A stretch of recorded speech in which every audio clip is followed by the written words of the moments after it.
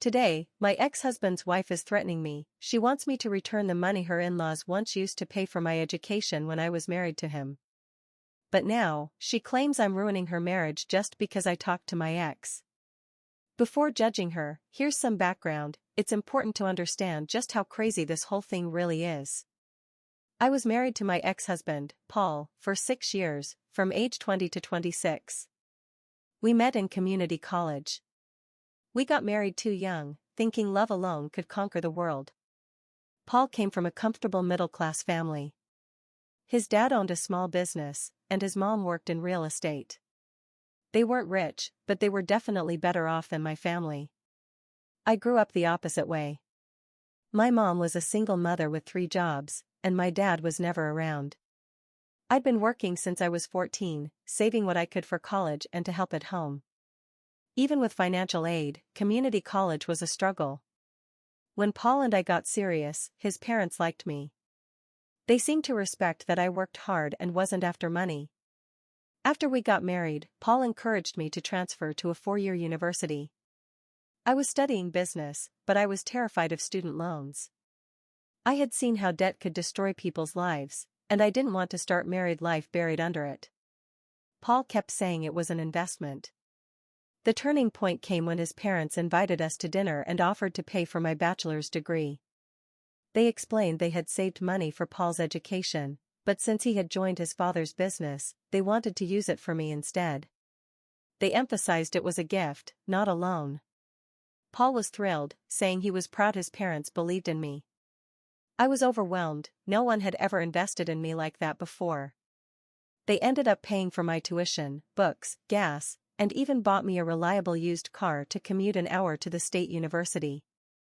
For 3 years, I gave it my all, taking full course loads and summer classes. Paul's parents were nothing but supportive. So was Paul, but over time, we started drifting apart. When you marry young, these things happen. We started arguing all the time. In the end, we realized we wanted different futures. The divorce was mutual, no kids, few assets, just the realization that we had grown apart. His parents were sad but never blamed me. At the courthouse, his mom hugged me and said I'd always be part of the family, even if I was no longer with her son. Afterward, I moved away, found a job, and got on with my life. Paul stayed home, working with his dad. We barely kept in touch because of the distance, but there was no bad blood. Once I started working, I even offered to repay his parents because I felt bad they'd paid for my education when I was no longer with their son. But both Paul and his parents said no, that it was fine. Fast forward 4 years.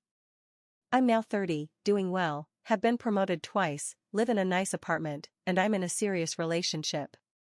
Paul remarried 2 years after our divorce, to a woman named Robin. They seemed happy, bought a house, adopted a dog. Then, last Tuesday, I got a call from an unknown number. A woman immediately started yelling at me, calling me horrible names and demanding that I return every cent I'd stolen from her family. It was Robin. She said she had just found out about the money her in-laws, though she called them her parents, had spent on my degree, and accused me of taking advantage of their generosity, knowing the marriage wouldn't last. I explained that it had been a gift, not a loan, and that she could talk to her husband about it.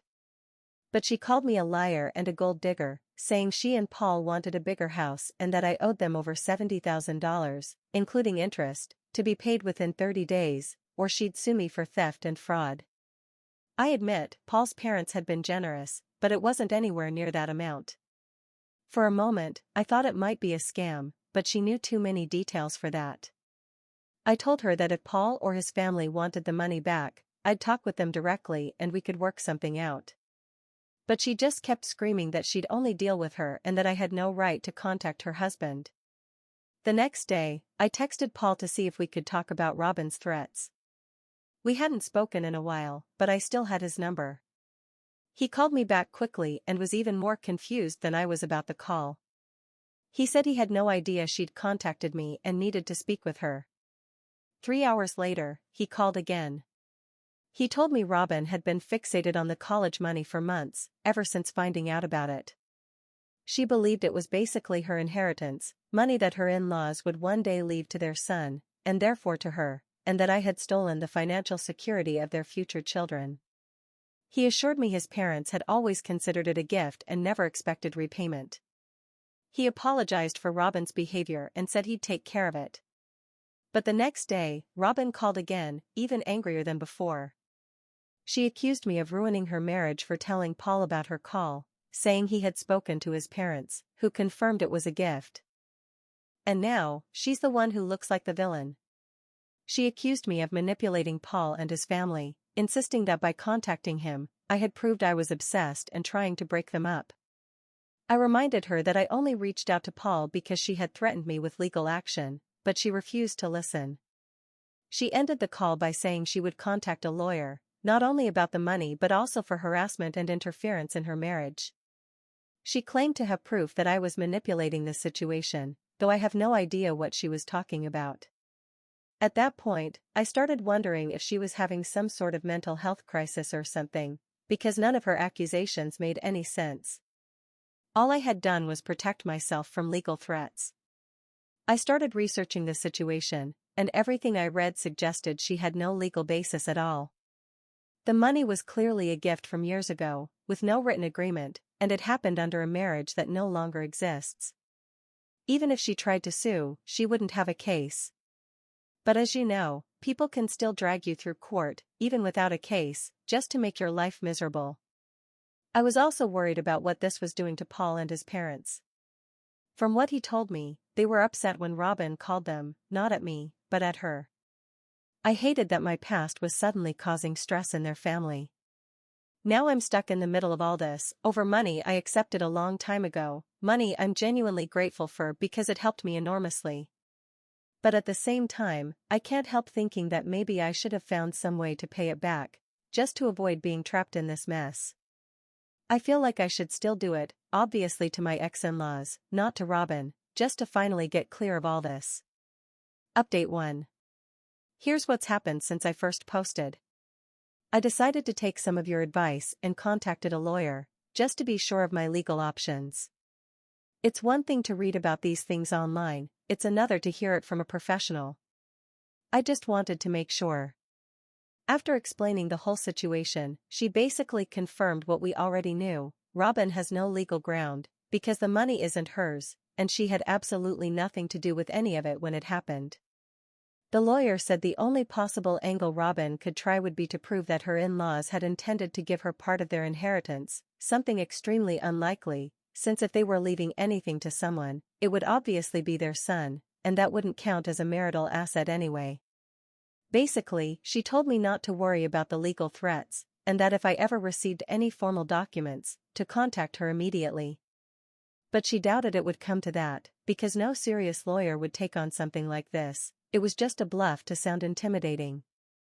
Then, on Friday afternoon, I got a call from Paul's mom, Iris. She said she had been thinking about me ever since Paul called her about Robin's demands and wanted to check in to make sure I was okay. We ended up talking for almost an hour, and it was honestly really nice to catch up. Iris asked about my job and my life, and I could tell she was genuinely happy that I was doing well. But then she told me things that really put this whole situation into perspective. Apparently, Robin had been causing problems involving me since the very beginning of their relationship. Iris said Robin had always felt uncomfortable with the fact that Paul had been married before, and once she found out about the loan, she started making comments about how Paul's family had been too generous with me during the divorce. I guess she meant the education money, because as far as marital assets went, we split everything fairly, and there were no disputes at all. Iris also told me that Robin had been pressuring Paul to ask his parents for money for the down payment on a house she wanted. Apparently, they didn't even have to say no, because Paul told her himself that he wasn't going to ask his parents for that. During those arguments, Robin specifically brought up the money spent on my education, saying it wasn't fair that they had helped me, but wouldn't help Paul's current family.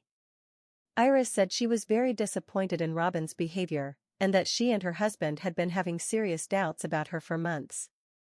She said Robin had become increasingly controlling and manipulative, and that this whole situation with me was just the latest example of her trying to create drama and draw attention to herself. The most concerning thing Iris told me was that Paul had confided in his parents that Robin had been going through his phone and social media accounts, looking for proof that he was still in contact with me. Apparently, she saw the occasional birthday messages we'd exchanged and convinced herself that there was still something between us, even though Paul had repeatedly told her we were just being polite and that there was nothing romantic at all. Because clearly, a message that, "Hello again." The conversation ended with me telling them that I'd really like to be able to repay that money. I understand it was a gift, and they feel offended that I want to return it, but I just don't feel comfortable with this dynamic anymore. We agreed we'd talk about it again when I came to visit, because they wanted to see me in person and catch up. So we decided I'd try to travel one weekend and spend some time with them. At this point, it's more of a we'll see situation that probably won't happen anytime soon, but I really do want to settle this once and for all. Then yesterday, I got a message from Paul asking if we could talk again. When I called him back, he sounded worse than last time. Paul said things at home had gotten really bad since Robin found out he had called his parents about the college money. According to him, Robin was furious because his parents had sided with me, and now she was convinced the entire family was against her. Paul told me Robin had given him an ultimatum: either he helped her go after me for the money, or she'd assume he was still in love with me, and their marriage would be over.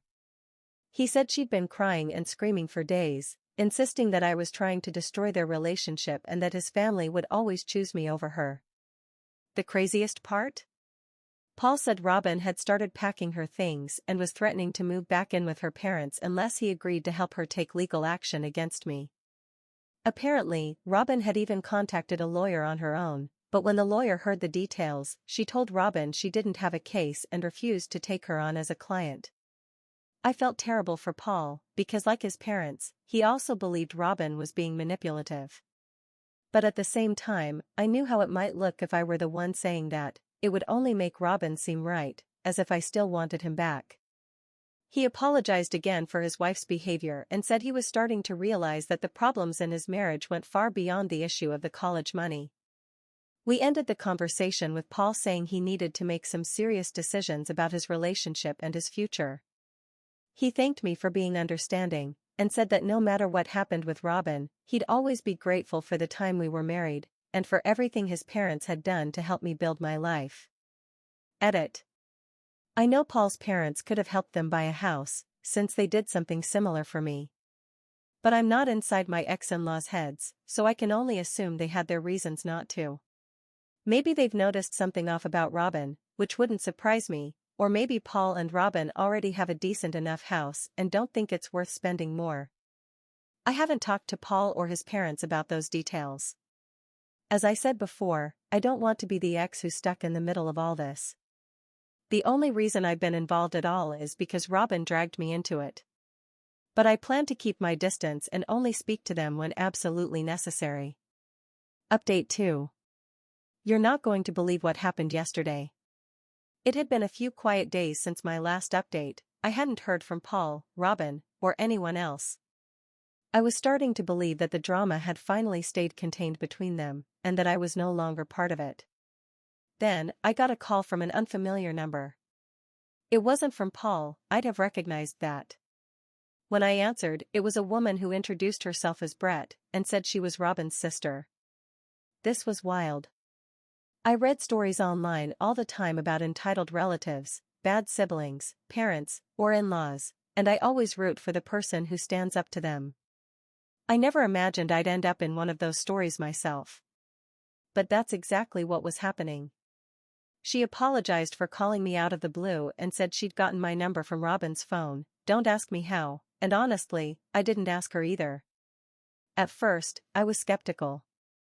Everything had already been so chaotic that I wasn't sure if this was some kind of trap. I had no idea what kind of relationship the two of them had. Brett turned out to be a few years older than Robin. She started by apologizing for her sister's behavior and then told me her side of the story, how Robin had never really been a good sister to her. Apparently, Robin has been hiding serious financial problems from Paul. Brett said Robin got involved in some kind of multi-level marketing scheme about a year ago. She became convinced she'd make a fortune selling those products. Instead of earning money, Robin maxed out several credit cards and took out personal loans to buy inventory and pay for training courses and conferences.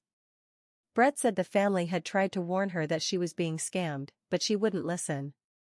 She kept insisting she was building an empire.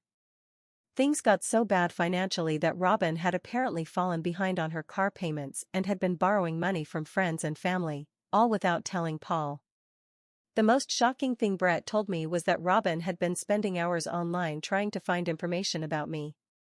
She had convinced herself that I was still manipulating Paul and his family, and had been obsessively checking my social media, even trying to find out where I work but nothing Robin had been doing over the past few months made much sense to anyone, not even to her own family.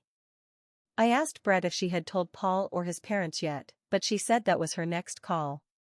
She just wanted to warn me first, because she was genuinely worried about Robin's obsession with me and thought I should be the first to know. This morning, I spoke with Paul. He called me. He wanted to tell me what he'd found out, though I told him I already knew. After a confrontation the night before, Robin had completely broken down and confessed everything. Paul said that during the fight, Robin even admitted she was obsessed with me, something Brett had already warned him about. He told me he had decided to separate from Robin and would be staying with his parents for a while. He said he now understood that her behavior toward me was just a symptom of much deeper issues, and that he couldn't trust someone who had lied to him about so many important things. Paul apologized profusely for everything his wife had put me through, and promised to make sure she wouldn't contact me again. I told Paul the first was sorry his marriage was falling apart, but I was also relieved that he was finally seeing the truth about Robin's behavior. The whole situation was as sad as it was surreal. Even though we're divorced and he was once my husband, I had genuinely been happy for him when he got married, which is why I felt so bad for Paul now. It was clear he had married someone who'd been hiding serious problems. Paul said he planned to talk to a lawyer about filing for divorce. I just hope this is the end of all the drama, at least for me, and I honestly hope it's the end for his family and for him too. Hopefully, he'll one day meet a truly good woman. As the saying goes, third time's the charm. Update 3. Honestly, I can't believe I'm writing another update to this ridiculous story, but Robin is a completely unhinged woman. It's been about a week since my last update. Paul had moved out and was staying with his parents. I hadn't heard from Robin since before speaking with her sister, Brett, and I was beginning to think all the drama had finally calmed down. Then yesterday morning, my boss called me and asked me to come in early because there was a situation. When I arrived, she told me that someone claiming to be a lawyer had called the company, saying I was involved in a fraud case and warning that my employer might be subpoenaed to testify. The caller accused me of stealing from a client but hung up when my boss asked for documentation. My boss suspected it was either a scam or harassment, but she wanted to let me know. I knew immediately it was Robin, and that now she was targeting my career. I called the lawyer I had spoken with before, and she explained that impersonating an attorney is a serious crime. If we could prove Robin was behind it, there could be criminal charges. She suggested I contact Paul to see if he could provide any information about what was going on. When I called him, Paul sounded exhausted. He said Robin had been calling him nonstop for days, begging him to come back one moment, then threatening to ruin his life the next. She had also been harassing his parents to the point that they finally blocked her number. In the end, Paul agreed to help me with whatever she'd done regarding my job. Even though he wasn't thrilled about getting further involved with her, he said he owed it to me, since none of this was my fault. I thanked him, and the next day, he called back to say that Robin had basically confessed, and he had it recorded. My lawyer and I reviewed it, and while it wasn't a full confession, it could still be useful evidence. Then I got another call, this time from a woman who introduced herself as a detective from the local police department. She said Robin had filed a report accusing me of harassment and stalking, calling her at work, following her around town, and threatening her family. The detective explained that she had already spoken to Robin. But she found inconsistencies and wanted my version before moving forward. I went to the police station and spent hours explaining the situation from the beginning. I showed them everything I had, even the new information about her call to my workplace. I gave them the contact details of Paul, his parents, Brett, my lawyer, and my boss. The only thing missing was my cat's contact, which I don't even have. If the detective had already found Robin's story suspicious, then after seeing all the evidence I provided, there was no doubt left. She told me that during Robin's call, she had seemed disconnected from reality, rambling and making nonsensical accusations. When I got home that night and checked my phone, I had 3 new voicemails from unknown numbers. One was from someone pretending to be a debt collector, another claimed to be from the IRS about my taxes, and the last one was just heavy breathing before hanging up. I realized that it was probably one of Robin's friends using fake numbers to harass me. The next morning, the detective called with updates. She had spoken to Paul and his parents, and their statements completely contradicted Robin's claims. She also discovered that the call to my workplace had come from a number registered under Robin's name, proving that she had impersonated a lawyer. Based on her findings, the detective recommended that the district attorney press charges for filing a false report, harassment, and possibly impersonating a legal professional. She also found evidence that Robin had lied to multiple people to obtain loans. The most shocking part? The detective told me this wasn't the first time Robin had done something like this. She had a record, something her sister had already hinted at, though without details. The details, as it turned out, were much worse and involved her strange obsession with people connected to one of her former exes. Paul was fully cooperating with the investigation. He provided documentation of Robin's debts and lies and agreed to testify if the case went to court. The detective said the charges would likely lead to a restraining order preventing Robin from contacting me or anyone close to me, and that violating it could result in additional charges. Honestly, I couldn't imagine a crazier few weeks if I tried. One moment, you're living an ordinary life, worrying about what show to watch at night, and the next, you're dealing with a lunatic obsessed with you, with lawyers, detectives, and angry relatives all involved. Sometimes you wish your life were more exciting, but maybe just to the level of finding $100 on the street, not this. Next time I have a boring Sunday afternoon and start to complain, I'll remember this. This morning, Paul texted me again to apologize and let me know he'd officially filed for divorce. His parents were thrilled about his decision and relieved that he was finally free from such a toxic situation. He also told me something chilling. On a different note, I'm planning to visit my ex-in-laws soon to settle the matter of the college money. I've saved up, and I think I can pay them back everything they gave me. It'll depend on how much they consider that debt to be, and any interest, if they want to include that. The trip is to visit my ex-in-laws, not Paul, just to clarify before anyone assumes I'm trying to get back together with him or anything like that. I'm in a relationship now, and both Paul and I are completely fine with the fact that our marriage ended on good terms. Update 4. Hi again. I mentioned that I'd be traveling, and many of you have been asking for an update, so here it is in broad strokes. We went out for lunch a couple of times, and on one occasion, Paul joined us. My boyfriend came with me on the trip, so they met, and everything went surprisingly well. The only slightly uncomfortable part was the conversation about returning the money. From the very beginning, I made it clear that I didn't feel comfortable keeping it, especially after everything that had happened. But they didn't want to accept it back. They said it was a gift, and that trying to return it was almost insulting. Still, I told them I felt it was the right thing to do, that the real gift had been their trust in me when they helped me, and that I wanted to show my gratitude by giving something back. Eventually, we agreed on a figure, one that I honestly think was less than what they actually spent on me, especially considering inflation and interest and all that. But since we were only staying for a few days, I couldn't spend weeks negotiating.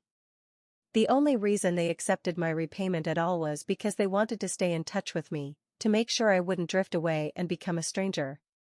I admit that after I moved away, we lost contact, partly because of the distance, and partly because it felt awkward, being their son's ex-wife. But this trip, especially since my boyfriend came along, turned out to be anything but awkward. So I don't mind staying in touch with them now. Thankfully, there was no more drama during the trip, except maybe deciding who would pay for lunch. I didn't have to see Robin or deal with her in any way. I kept everything private and didn't post about it on social media, just in case she could see it through some fake account. I don't even know how many accounts might be hers still following me. She hasn't tried anything new since, and now that charges have been filed against her, I doubt she will.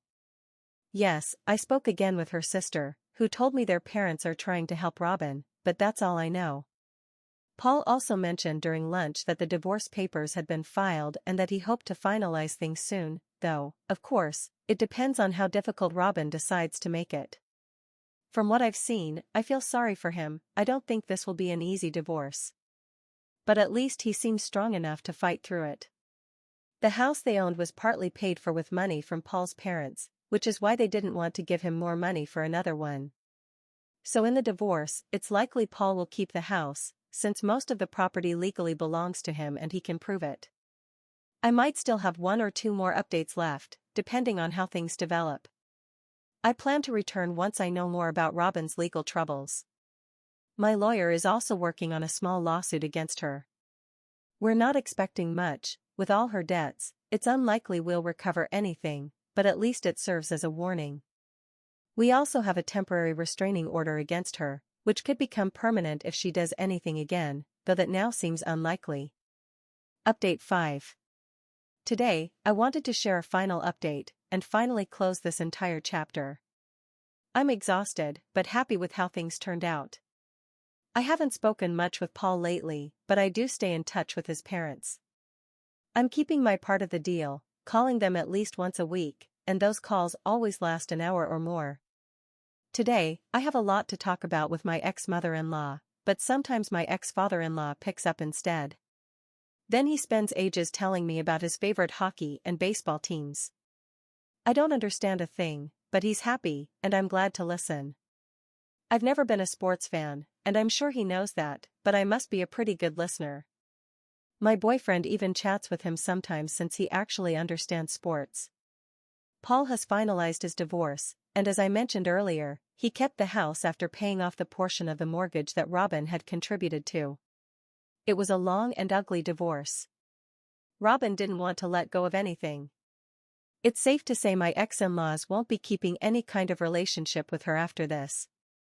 As for the legal issues, she's been hit with a few charges and fines for what she did, but she won't be serving jail time, if that's what anyone was expecting. Honestly, I didn't expect that either, so my expectations were met. I don't really know what's become of her, since after the temporary restraining order, I've had no further contact. Paul and his parents don't know much either. I haven't spoken to her sister again. As for the lawsuit, we didn't expect much, and we were right. The court ruled in our favor for about $2,000, but since Robin has declared bankruptcy